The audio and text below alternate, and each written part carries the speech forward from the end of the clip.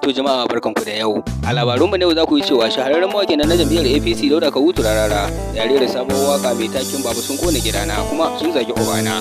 Sannan duk a cikin wannan labarin za ku yi cewa Murja Ibrahim Kunya shahararren farkon nan ta kafa zumunta ta TikTok ta tsar da mijin aure. Yanzu haka tana shirye-shiryen fara gabatar da lamarin aure. Ku ci gaba da bibiyar mu a wannan tashar tamu don ci gaba da samun labaranmu cikin lokaci. Idan yau ne ka fara zuwa wannan tashar tamu to kar ka manta ka daure ka danna mun subscribe don ci gaba da samun shirye-shiryenmu cikin lokaci. Shahararren mawaƙin na jam'iyyar APC ya rera sabon waka wadda ke takin cewa baba sun zagi ubana kuma sun kone gidana. Naman dai Dauda Kahutu Rarara a lokacin da aka kore 'yan sandan da ke gadin sa ma'ana masu masa rakiya ya ce idan har babansa ya dawo to tabbas zai san matakin da zai doka.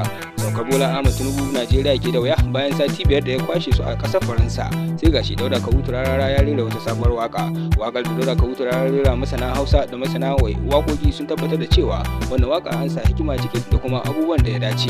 Dauda Kahutu Rarara ya kai a ƙarar waɗanda suka kone gidansa tare da waɗanda ke zagin mahaifiyarsa a cikin wannan waka a gaban Bola Ahmed Tinubu.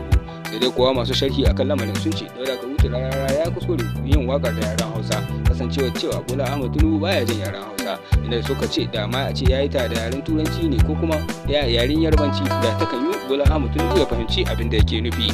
Amma fa wannan suka ce ga ma'abuta suka a duk lokacin da Dauda Kahutu Rarara ya fito da wani lamari.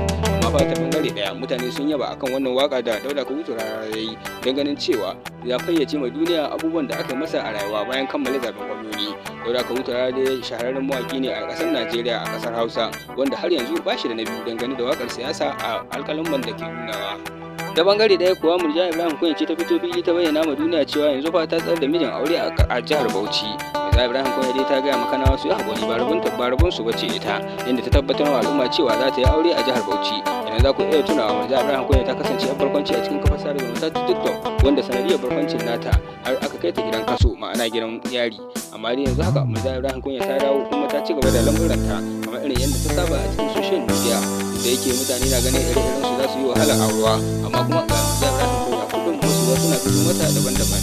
Za ka je Murja Ibrahim Kunya ta yi kashe ko kuma ta bayyana a cikin kafar sada zumunta ta TikTok cewa ta tsayar da mijin aure. Ku ci gaba da bibiyan mu a wannan tashar tamu da ci gaba da samun sahihan labarai. Idan ne ka fara zuwa wannan tashar tamu to kar ka manta ka daure ka danna mu subscribe don ci gaba da samun shirye-shiryen mu cikin lokaci.